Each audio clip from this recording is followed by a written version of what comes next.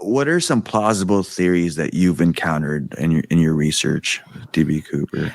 Well, provided he survived, which of course I hope he survived. We all hope he survived. You know what I mean? Yeah. I forget the name. I forget the name of the guy. I'll have to go back to my own podcast and check my notes.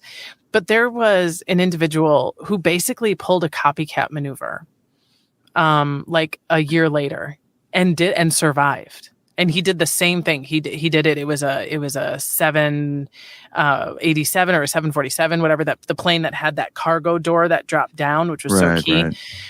And it was $200,000, and he requested parachutes, and he like brick by brick basically recreated the thing and got away with it and survived.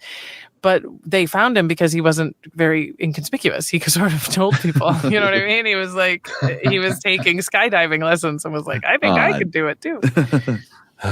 And they arrested him. Get this. They arrested him and he went to jail, and then he escaped twice and died in an escape attempt from jail. Wow. I thought that was a really compelling one. I think that the part of the issue too is he was older. I mean, one of the flight attendants who sat with him the longest, who was with him for like that second portion of the flight after they got the ransom money, she said that he was about 40 years old. So that eliminates a lot of people. Right. Mm-hmm. But it could be Loki. I thought that was kind of that's what I was thinking too. I saw him in that show. I'm like, no way.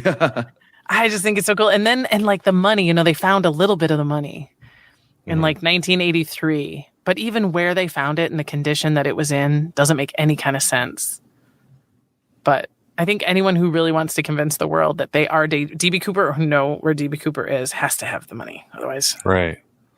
It's just as perplexing as the Alcatraz escape with Frank Morris and the Anglin brothers. That was something that I was very interested in before. I would watch so many documentaries, just interested in how they escaped and how they made these paper mache heads and put in, imagine being that guy, like, oh, that's them.